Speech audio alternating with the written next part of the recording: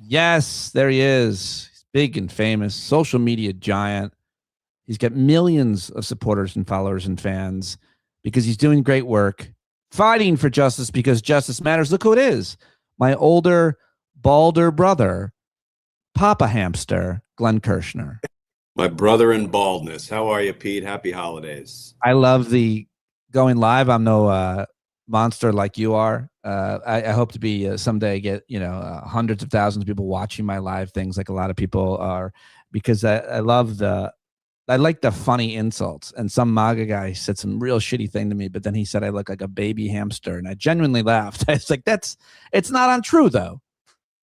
Pete, one of my favorite lines is when you were down at our annual Team Justice gathering in DC and you were ripping on everybody, including Mike Fanone, who was there in the audience. Who attacks Michael Fanone, American hero? This is probably the whole night. This was my favorite line. You're up on stage and you're like, Mike, big, scary police officer. He's done it all. He's got the tattoos. But, you get up real close to him. He smells like a baby lamb. It's really the most. I don't know. That just hit me as so damn funny.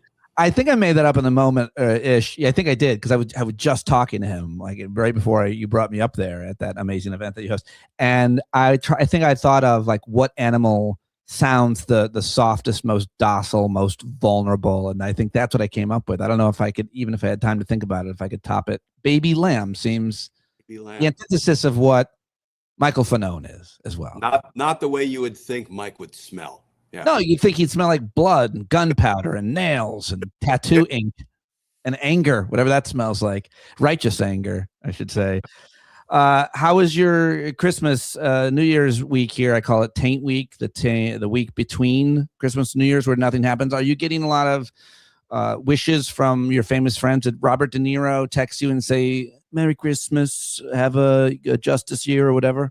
No, I'm less concerned with my famous friends and when I can get all six of my kids and all four of my grandkids under one roof, and that's heaven to me. That is absolutely. I know. Don't get me wrong. No, it makes me think that this is not what I had on my bingo card in my retirement from DOJ. Right? I did not say, you know what? I'm going to go into courtrooms for 30 years and I'm going to bang out murder cases and RICO cases, and then I'm going to become a content creator. I mean, that was not the plan, right? And yet here we are. This is the fight that has chosen us, right? The fight for the rule of law, for democracy, for decency, for diversity, for ethics in government. And this is now what we get to spend our time doing all day, every day. But, when we right this American ship, and I have to believe we will, I'm going to go into a real retirement and just spend time with my kids and my grandkids, because there's nothing better. Everybody who has kids and grandkids knows, the kids can drive you nuts when you're raising them. But man, once the grandkids come along, it's a whole different dynamic. I don't know. I mean, listen, I want to believe that about you. I do believe everything you said about your family, what makes you truly feel rich. And I know it. I've seen it. We're personal, close friends. I've met your family. Obviously, I know your wife. She just texted me last night, but we shouldn't talk about it. Anyhow, I know that you feel that way. And I know that you weren't planning to land here and be, selling swag when you were in the federal government. But you're doing this because you have a lot of credibility on the issues that you talk about, obviously, which is why I like getting you outside your lane just a little bit.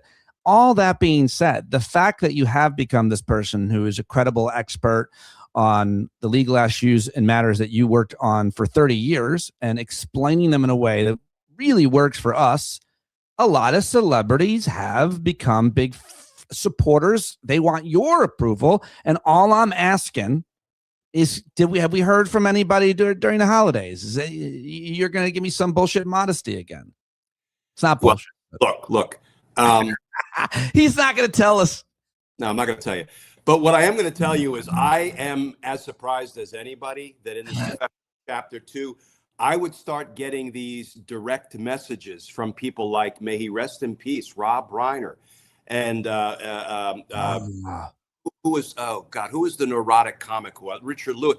May he rest in peace, Richard. These people and Robert De Niro. These people reached out to me and they're like, we appreciate your legal analysis, and we got some questions, and I would go on to develop relationships and friendships with these people, which again is just like this gift to this Jersey gutter kid. Like, I'm never going to meet Bob De Niro. Really? I mean, Raging Bull, are you kidding me? I was a boxer. My pop was a boxer. So, but that has been a real pleasant surprise. And, yeah, some of them, who are still with us will reach out from time to time and we chat. And so.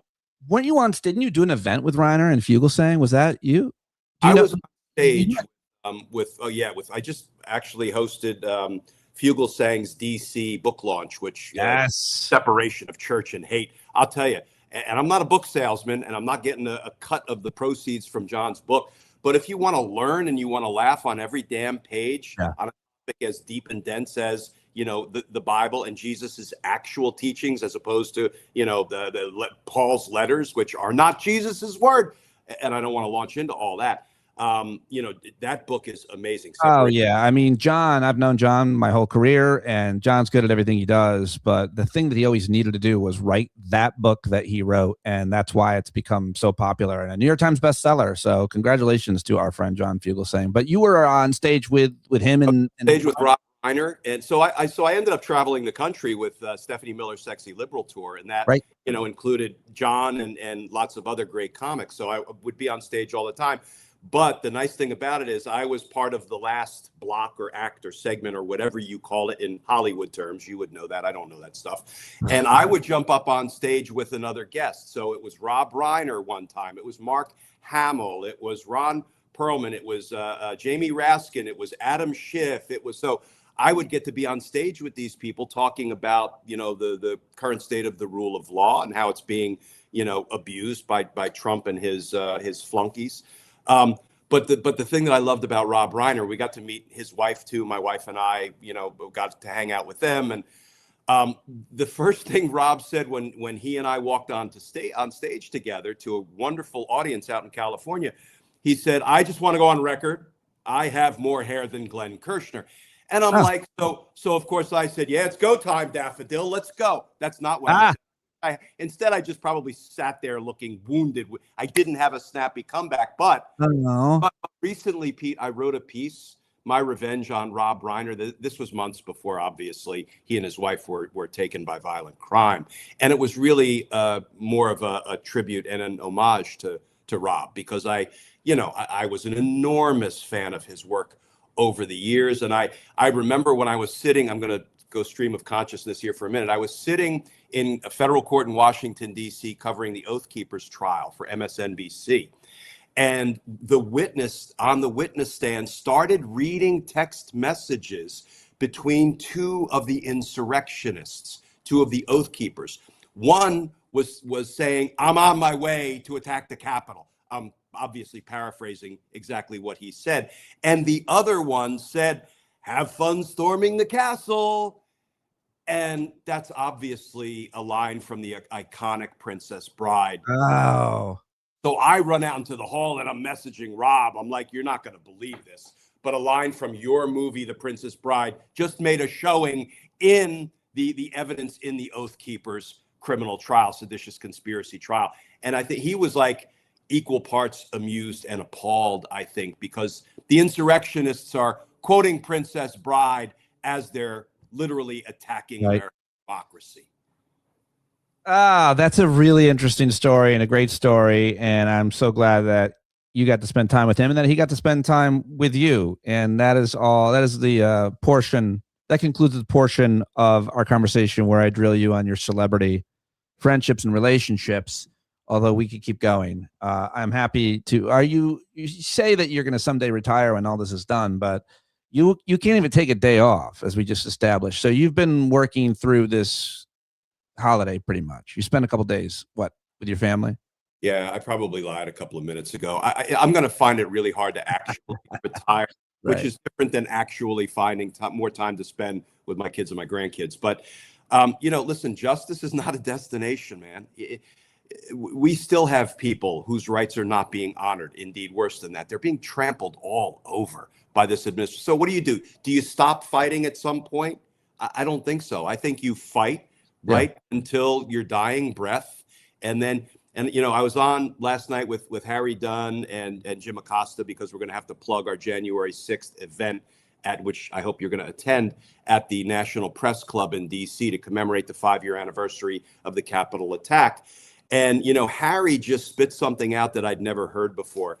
And he was talking about how we all need to go a hell of a lot harder after justice and accountability than we did previously, when Merrick Garland just laid back and decided if he prosecuted Trump and company, it would just make the Department of Justice look too political and erode its legitimacy. Well, how did that work out for us, Merrick? Look at where we are right now with respect to the legitimacy of the Department of Justice.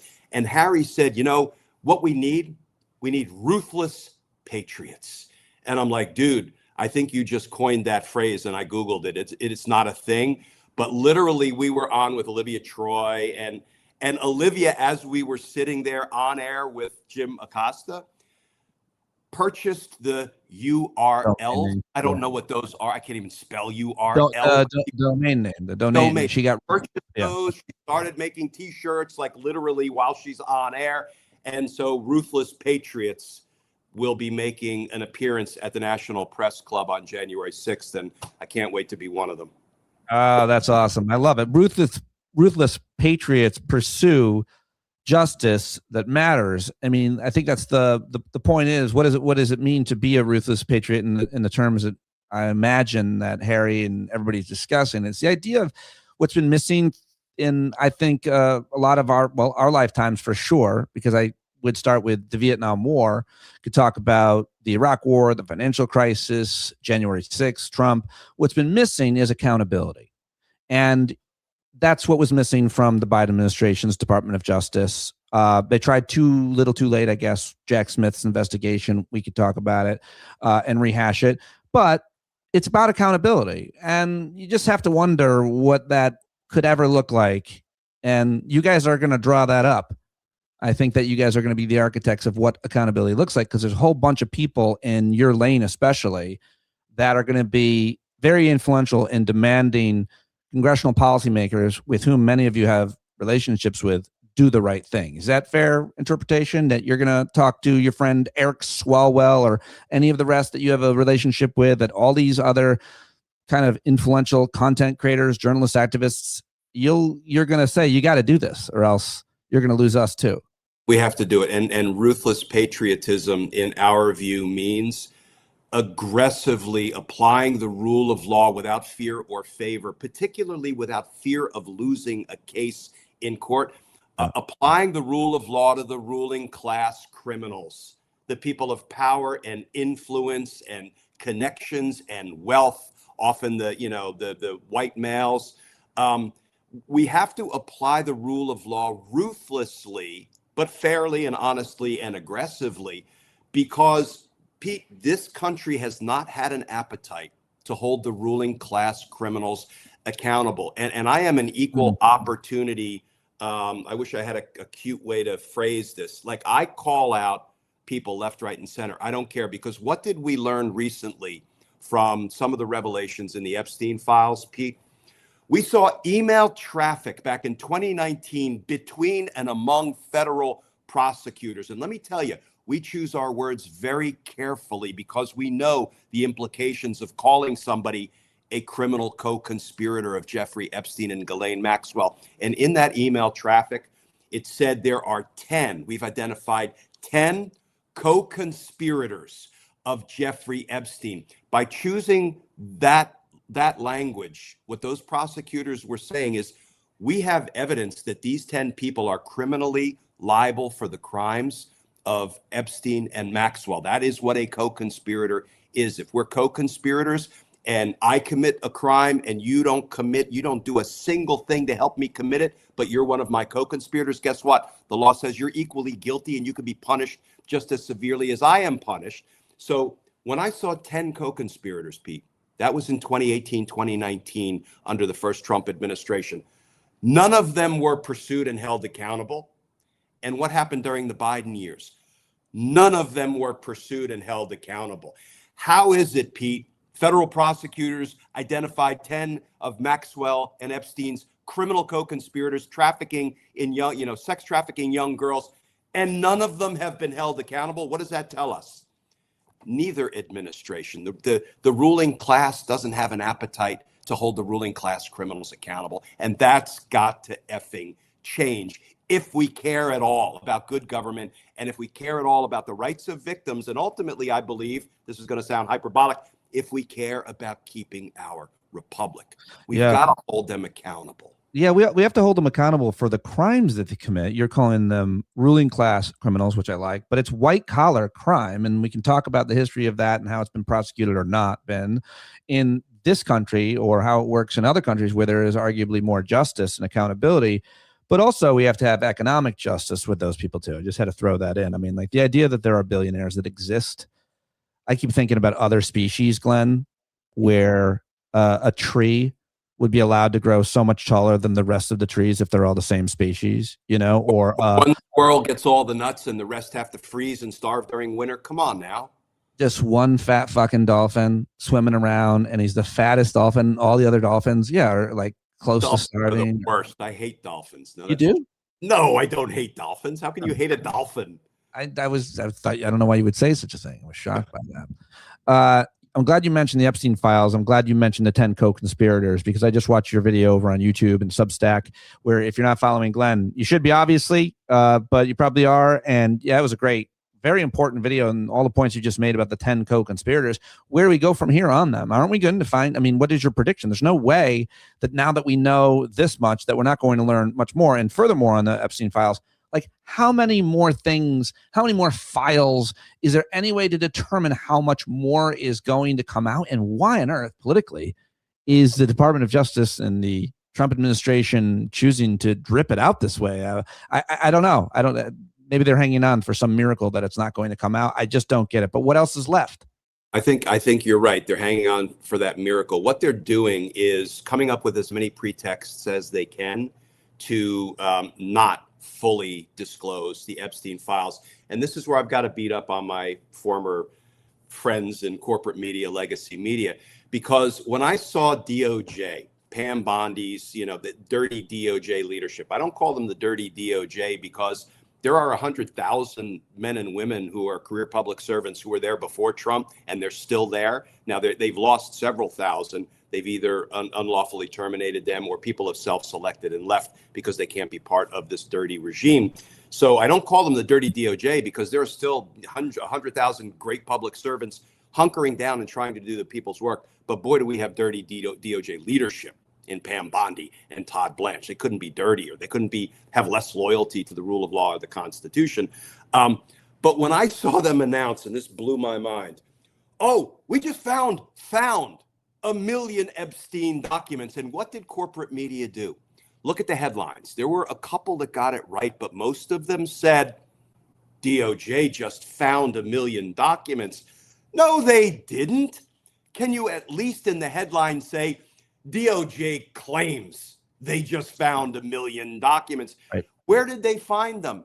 They found them in the exact office that prosecuted Jeffrey Epstein and Ghislaine Maxwell. Took Ghislaine Maxwell to trial, tried to take Jeffrey Epstein to trial until he ended up dead in a jail cell and he couldn't tell tales about any of his co-conspirators.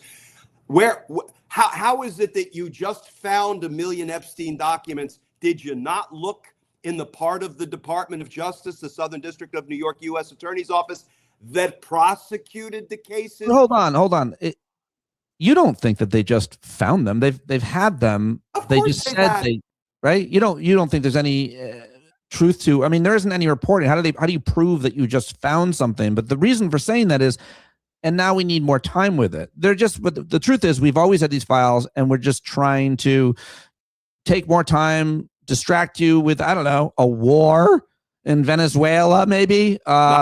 We need more time, Pete. But there is a pending investigation exception. So how soon before we hear Pam Bondi say, oh my goodness, in these 1 million documents that we just found, there's lots of people who now need to be investigated. So we can't possibly disclose the Epstein files because we can't disclose anything if there's a pending investigation, which contradicts what Kash Patel said in his memo in July. He said, I exhaustively searched for every Epstein file. Did you read that memo? It was like it was written by a fifth grader. He's like, I looked in storage rooms. I looked in desk drawers. I looked in broom closets. You know, I did not find them in a boat. I did not find them with a goat. I did not look. I mean, hey, that's this is what we get. We've got a deranged Dr. Seuss as the FBI director. Read the memo, Pete. Read that July memo. Hold on. Have you done that bit before? That was very funny. I'm surprised. First time, Dr. Seuss, deranged Dr. Seuss. So, no, seriously. What he was trying to do in that memo, because what did he tell us? His conclusion was, because I did such a thorough search for Epstein documents, I am announcing that there is nobody left to be investigated or prosecuted. There are no leads that need to be pursued. That was the lie he told at the time. I maintain it was a lie because he was trying to shut it all down. This is before the Epstein Files Transparency Act, right? And now they shift to, oh my goodness, I guess Cash missed 1 million documents that were in the office where the prosecutions were done. Come on, Cash. I could talk to you about this very important story forever, but I just got a couple more minutes with you, and I want to ask you about two other legal developments that I think are pretty important here at the end of the year. Both are the Supreme Court. Let's go back to the earlier one first, which is we heard arguments on Trump's tariffs and the interpretation from every legal expert who I've read, because I'm not an idiot. I don't try to read these arguments or listen to these arguments before the Supreme Court and decide what I heard. I go to the legal experts. It's what we do here. And you being one of them, what is your interpretation of the arguments around the tariffs? It does seem, and you've just done a video, that the courts across the country are turning against him. If you believe that they're just politicians in robes, that they're all Republicans advocating for Republican policy, it would make sense that they are starting to turn against the Trump regime that they helped put there in the first place, because the country is starting to turn against it, because they know conservative orthodoxy on economics, free market capitalism is certainly against these tariffs. And so what did you hear in those arguments? What do you think that means if they, in June, decide against this? That seemed like be a pretty big one. And then we got to talk about their more recent decision in terms of the National Guard. Yeah, the National Guard case is hugely consequential. The tariffs case is too. And what I heard was a very skeptical group of Supreme Court justices, regardless of whether they typically lean left or typically lean right. And I actually think there is this fear in some Supreme Court justices in ruling against Donald Trump in big cases, because the first time Donald Trump says, guess what? And we've heard this over the years. I think it was Sandra Day O'Connor who first said it. Guess what? The Supreme Court doesn't have an army to enforce its rulings. So I'm going to do what I damn well please on the tariffs front. And if you can't count on the courts to control a runaway criminal executive branch, and we know we can't count on a Republican-controlled Congress to address a runaway criminal executive branch, what have we got? Well, we've got a dictatorship. And I actually think the Supreme Court, in part, is worried about that. We haven't seen the tariffs opinion yet. I do believe some of them, unfortunately, are more like politicians in robes than they are, judges of the law and the Constitution who are just supposed to call balls and strikes. But we'll see. I think they're going to rule against Trump on the tariff case. And then I think Trump will find new ways to abuse presidential power on the economic front.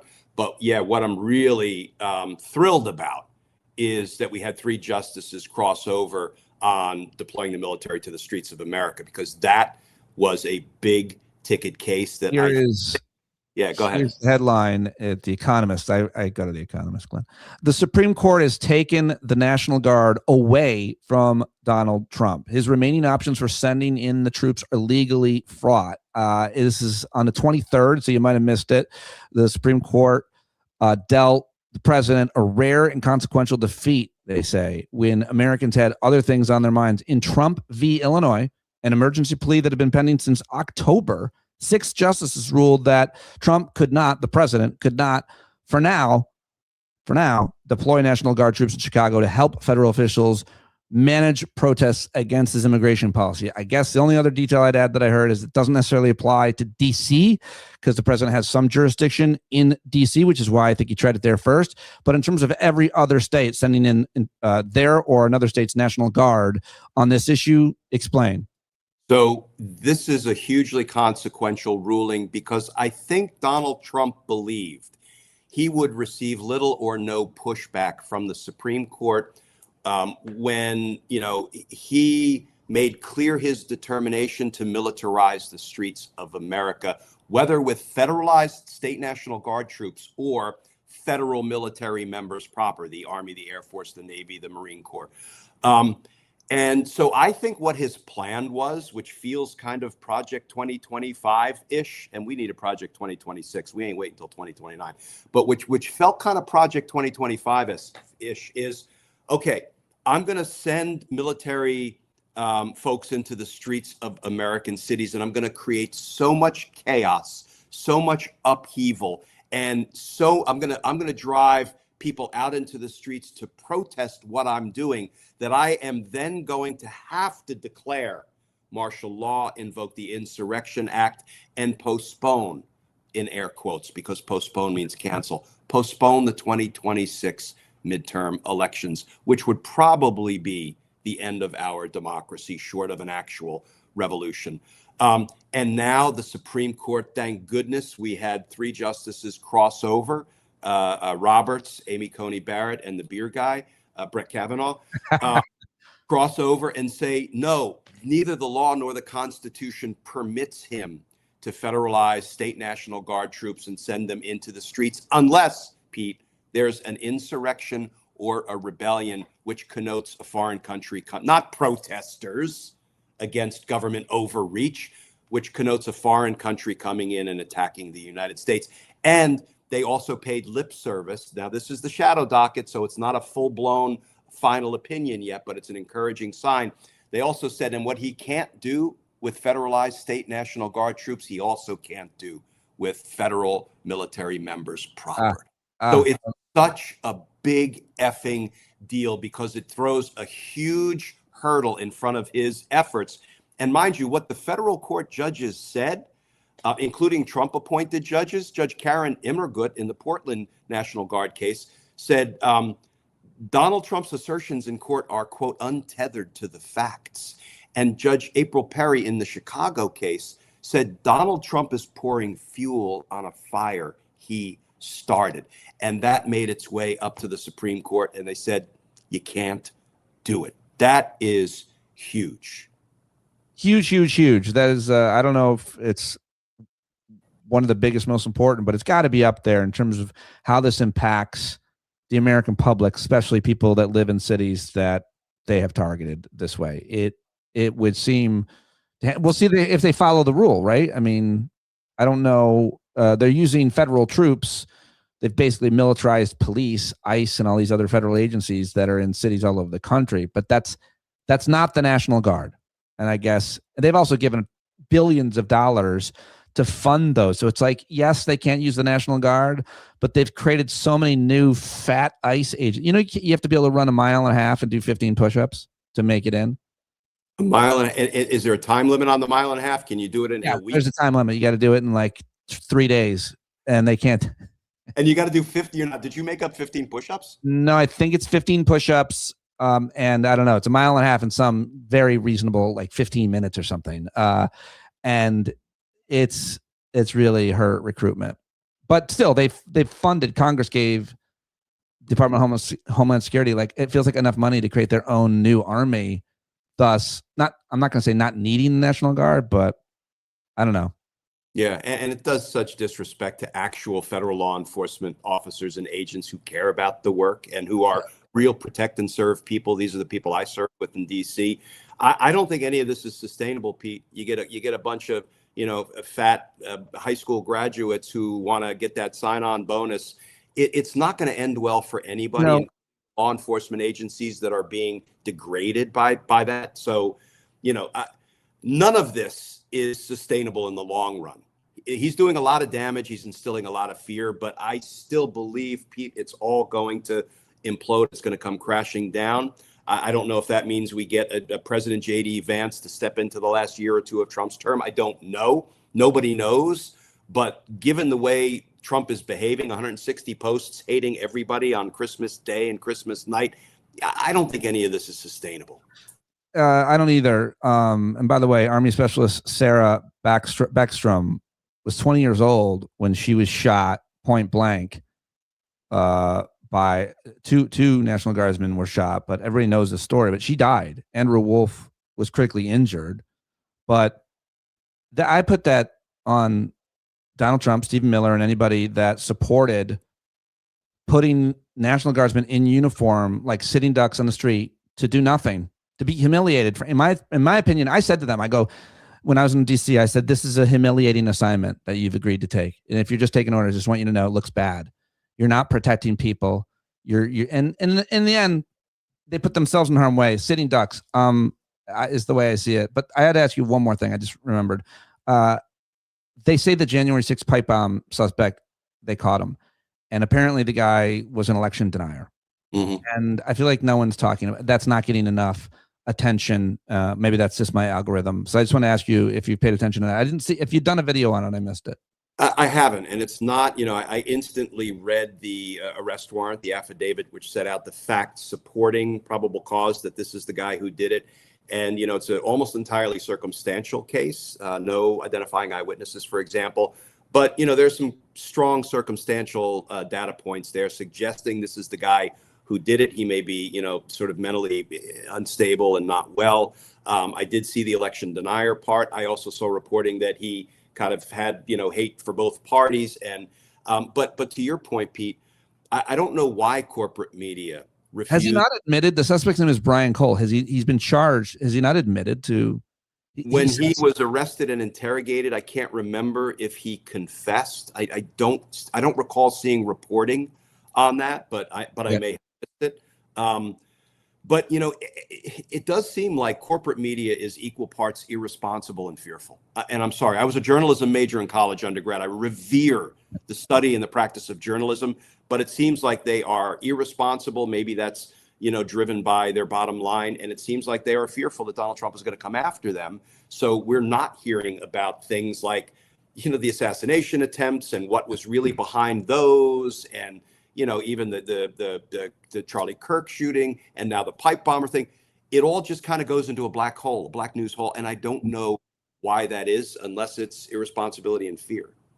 You're keeping January 6th in people's memories with this event coming up, right? That's good. And we're going to get a press club on the evening of the 6th.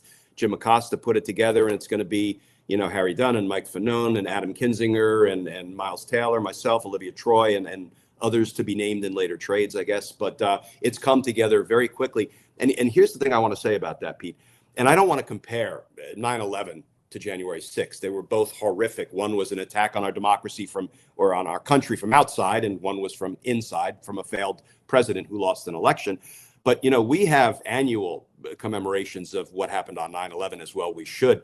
But we don't seem to be focusing on the attack on American democracy and on the lives of everybody in the U.S. Capitol on January 6th.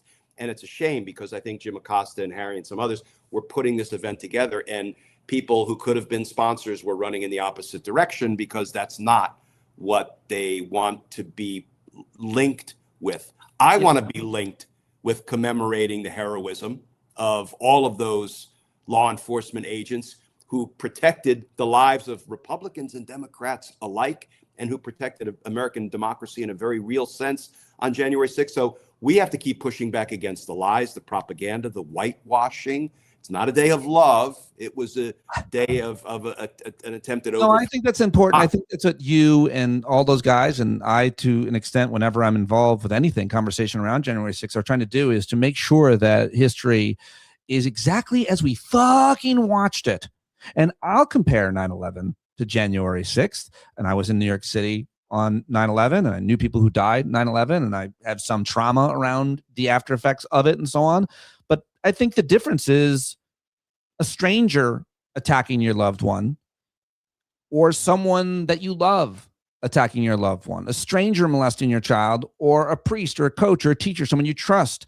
Because 9/11 and January 6th are not comparable for a lot of reasons, but in, I think, a lot of ways, it's worse that on January 6th, there wasn't more damage to human life, but certainly to the country in a lot of ways. I mean, it's hard to compare, but the fact that the president of the United States told a lie that he knew he was telling, Jack Smith has proved over and over, plenty of evidence that he knew he was lying, that the big lie was a lie, that he didn't buy it, plenty of evidence.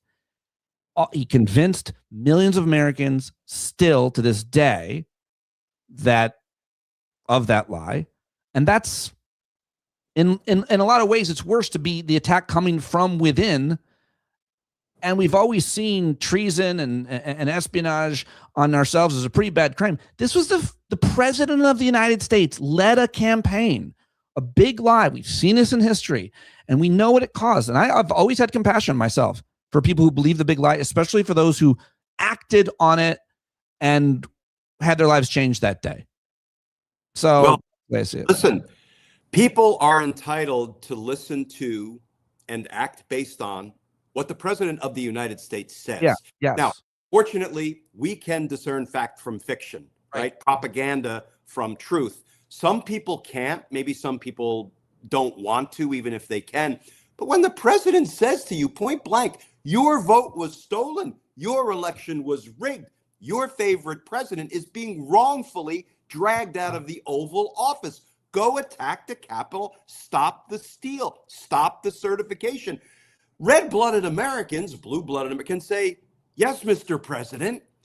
Pete, I joined the Army because if my leaders told me, Glenn, if you don't go to some other country and fight like hell, you won't have a country anymore. Yeah. I would have saluted smartly and deployed. Fortunately, in my 6.5 years active duty, I was never called upon to deploy, and I'm just as happy. I don't want to go fight in wars if I can avoid it, but I signed up for it, and I was willing to do it.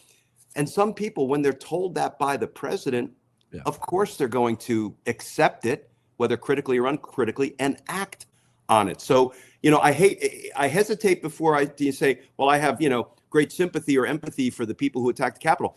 But listen, I understand why many of them were motivated to do what they did. And that's why you have to hold the ringleader accountable, Donald Trump, because he's the one who sent them there. And the January 6th investigation led by a bipartisan members of Congress and Jack Smith's investigation proved it all. It's all there. It's not, you can decide to look away from it, but if you paid attention to it, it was actually pretty engaging and entertaining. You covered it. You're friends with a lot of those people that prosecuted it. So there's no question about what happened anymore. There's that day and what led to it. Glenn Kirschner, will you do a New Year's? Will you stay up? Will you and your lovely bride stay up even? I'll stay up till 10 o'clock, but then I conk out. But I do nightly community meetings on Substack, which I love. I mean, I think I need them as much as the other community members need. So I'm sure I'll be on New Year's Eve. All right. Go follow him on Substack if you haven't. On YouTube, obviously, you probably already are. Glenn, thank you as always for joining me, and everybody for watching live. Thank you very much. Great seeing you, Pete.